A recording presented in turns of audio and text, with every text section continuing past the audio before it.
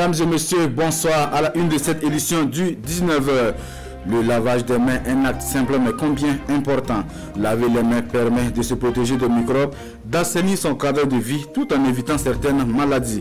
Une pratique hygiénique démontrée aux enfants à travers une séance de sensibilisation à Kaya, dans la région du centre-nord des images dans ce journal-là.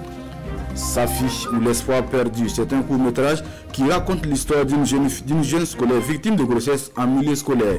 Safi, du nom de l'actrice principale, se fait donc violer par ses camarades de classe avec la complicité de sa meilleure amie. Une problématique portée à l'écran pour ainsi sensibiliser les élèves dans les établissements de la ville de Coupéla. Mesdames et messieurs, bonsoir et merci de nous recevoir chez vous. Cela dit, le 15 octobre, journée mondiale du lavage des mains. C'est une journée instituée depuis 2008 visant à motiver et surtout à mobiliser les populations à travers le monde pour améliorer leur habitude quant au lavage des mains. Une journée mise à profit par l'UNICEF et ses partenaires pour sensibiliser les enfants de la région du Centre-Nord sur la nécessité de rendre les mains toujours propres. Toute chose qui leur permettra d'assainir leur cadre de vie et surtout d'éviter certaines maladies. Martin Ouedraogo et Jacques Ouedraogo. Ces enfants reçoivent des enseignements sur les techniques de lavage des mains à l'occasion de la journée mondiale de lavage des mains à Kaya. Toute chose qui permettra aux tout petits d'assainir leur cadre de vie et d'éviter certaines maladies. Et la leçon semble bien comprise par les enfants. Pour bien laver les mains, on les mouille d'abord. Après, on les frotte avec du savon, surtout les paumes. Toutes les petites parties de la main doivent être soigneusement frottées. Après le frottement, on trempe les mains dans l'eau propre et on les secoue. En ces moments de Covid-19, cette journée pour les initiateurs vient renforcer les actions déjà menées dans le domaine de l'hygiène en faveur des enfants. Bien avant cette journée, nous menons des activités avec les enfants, dont l'hygiène et l'assainissement. Donc aujourd'hui, c'est la journée mondiale de lavage de mains. Donc nous venons les rappeler comment est-ce qu'on lave les mains, quand est-ce qu'on lave les mains et pourquoi on lave les mains.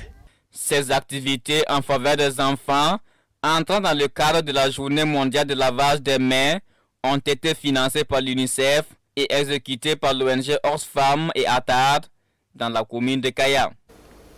Jeunesse, entrepreneuriat et relance économique, c'est le thème du Forum communal de la jeunesse de SIA.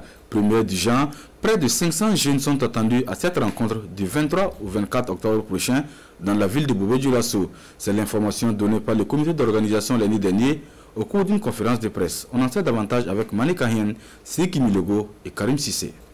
Ce capital économique entend offrir un cadre de rencontre à la jeunesse. Ici, devant les professionnels des médias, le maire de la commune annonce les couleurs de la tenue de la première édition du Forum communal de la jeunesse. Un forum voulu par le conseil municipal afin d'apporter un changement de mentalité.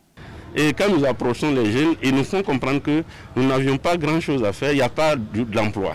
Alors quand ils nous disent ça, nous nous voyons interpellés. Et qu'est-ce qu'il faut faire effectivement pour quitter? Cadre de réflexion, de dialogue direct entre la jeunesse et le conseil municipal, le forum communal de la jeunesse devrait servir de tremplin pour dégager des pistes de solutions pour l'employabilité de cette couche sociale. Les recommandations qui en sortiront serviront de boussole au conseil municipal afin d'être plus efficace dans l'accompagnement de la jeunesse. Les collectivités territoriales aujourd'hui ont un devoir et qui connaissent les réalités de leur jeunesse de pouvoir les accompagner. Si vous prenez une ville, c'est l'autorité communale qui devrait savoir quelles sont les opportunités d'emploi et essayer d'organiser les jeunes dans ce sens pour que cette jeunesse puisse contribuer au développement de la localité. 500 jeunes des 7 arrondissements de la commune de Bobo-Dioulasso sont attendus à ce forum. Un forum prévu pour se tenir du 23 au 24 octobre prochain. Ici à Ouagadougou, c'est parti pour la série de soutenances de fin de formation à l'École nationale des douanes. 21 élèves et inspecteurs des douanes de plusieurs nationalités sont attendus pour cet exercice. Un exercice qui vient ainsi couronner 2 années de formation. Bernard Kombilem, Caroline Ouare. C'est parti pour 2 jours d'exposé de travaux sur l'administration des douanes, les défis, les difficultés et les perspectives de l'institution douanière au Burkina et en Afrique de façon générale. Conformément à la vocation de l'École nationale des douanes, les impétrants viennent du Burkina et de la région Afrique, Congo et Centrafrique précisément. La présente session d'une année scolaire difficile, éprouvée par la Covid-19, va mettre sur scène 21 élèves inspecteurs des douanes, dont 10 du Burkina Faso, 4 de la République du Congo et 7 de la République centrafricaine, sur divers thèmes se rapportant d'une manière générale à des difficultés rencontrées par les administrations des douanes. Honneur, dévouement et vigilance sont les mots dont se caractérise l'école des douanes. Dans son rôle de ministère de tutelle de l'école, le département en charge des finances conçoit ce moment comme un moyen de renforcement des capacités des personnels des douanes malgré le contexte sanitaire difficile. Je félicite les enseignants qui ont accompli leur devoir, qui ont conduit leur mission dans les mêmes conditions, et aussi les élèves qui ont pu suivre donc la formation et parvenir aujourd'hui à la présentation de leur mémoire sous différents thèmes qui ont été aussi rappelés ici dans leur variété par le directeur général de l'École nationale des douanes. La cérémonie de sortie de cette 26e promotion est attendue pour le 27 octobre prochain. L'excellence célébrée dans la province de Balé jeudi dernier. Les meilleurs élèves et les meilleurs enseignants de la province voient ainsi leurs efforts récompensés à travers des prix en nature et en espèces. Plus qu'une récompense, c'est une journée de l'excellence selon les initiateurs qui se veut également un hommage aux acteurs du système éducatif des Balais tout en les invitant à redoubler d'efforts pour les résultats plus probants. Samson Bachono, Kadumou Drago. Justine Ouattara, enseignante à l'école primaire de Bana Classique, reçoit des mains du parrain le prix du meilleur enseignant de la province des Balais, une moto plus d'autres gadgets. Avec 70 élèves présentés à l'examen du CEP, 68 sont admis, soit un taux de réussite de plus de 97%. Comme elle, les meilleurs élèves aux examens du CEP, du BEPC et du baccalauréat sont distingués par la qualité de leurs résultats scolaires afin de promouvoir l'excellence à l'école. C'est un sentiment de joie et de satisfaction qui m'anime, même si mon souhait était de faire mieux. Il faut s'appuyer sur ça peut-être pour amener les enfants à vouloir ressembler aux meilleurs. Donc c'est juste une école d'émulation. La province des Balais a obtenu un taux de réussite de 60,59% au CEP, 42,82% au BPC et 37% au baccalauréat malgré un contexte difficile. Cette journée de l'excellence vise à féliciter et encourager l'ensemble des acteurs de l'éducation pour l'atteinte de ces résultats. Je voudrais également les féliciter et les encourager parce que nous souhaitons que l'année prochaine, en tout cas, les Balais soient en tête, en tout cas au plan national, en termes donc de performance. Et nous allons en tout cas les soutenir personnellement, mais aussi les soutenir au niveau du gouvernement pour bâtir un enseignement de qualité et bâtir en fait l'avenir de ce pays. L'école, symbole de résilience face à la crise sanitaire, c'est sous ce thème que la journée de l'excellence est célébrée cette année dans la province des Balais. Les grossesses en milieu scolaire, voilà une problématique qui fait l'objet d'un film à Koupila. Safi, c'est le titre de ce court-métrage qui met à nu l'histoire d'une brillante élève qui, par sa naïveté, se fait violer par ses camarades de classe. Conséquence, elle pique une grossesse au grand déshonneur de sa famille. C'est une fiction réalisée par l'association Jeunesse sans frontières avec l'appui financier de l'ONG Plan Burkina. Le résumé complet du film avec Hassan Gebre et Tanga Kafando. Safi est une brillante élève qui, par naïveté, s'est laissée entraîner par son amie Olivia dans des comportements déviants. Résultat, elle est violée avec la complicité de cette dernière par des camarades de classe et s'en est suivi une grossesse. Une situation qui va se complexifier et qui va entraîner la mort de son père, qui n'est autre que le président APE de son établissement. C'est un court-métrage, une fiction tirée de la réalité que l'association Jeunesse sans frontières a réalisée en partenariat avec Plan International, Bureau du Centre-Est. À partir de ce film, nous allons interpeller les parents d'élèves d'abord, parce qu'ils sont responsables de leurs enfants. et aussi un comportement parfois irresponsable de ses parents d'élèves qui occasionne même certaines dérives. Et voilà, dans ce film, vous avez vu que c'est même le président de l'APE dont la fille était violée, mais en fait avait enceinté aussi la copine de sa propre fille.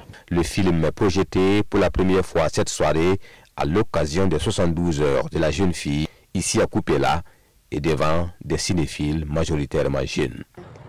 Et ça nous a donné beaucoup de conseils pour bien étudier dans les écoles. Nous avons essayé pendant des années à sensibiliser au niveau des écoles par rapport à la question des grossesses en milieu scolaire. Nous avons utilisé beaucoup de canaux, mais nous disons que ce film réalisé par les enfants eux-mêmes, qui sont les acteurs, qui ont joué avec leurs mots, ça va mieux parler aux autres élèves. Le film Safi sera diffusé à travers tous les canaux scolaires dans la région du Centre-Est et au-delà, dans le cadre de la campagne de sensibilisation contre les grossesses en milieu scolaire. Dans l'actualité ce soir, les membres du cadre de dialogue citoyen de Kaya et de Tinkodogo et les journalistes, eux, sont en concertation sous l'égide de l'ONG Oxfam. Ce cadre d'échange devrait ainsi permettre aux hommes de médias de s'imprégner des réalités des structures œuvrant dans le développement local dans ces deux communes. Des acquis ont été engrangés certes, mais de nombreux défis demeurent. Martin Ouedraogo et Jacques Ouedraogo pour le compte rendu.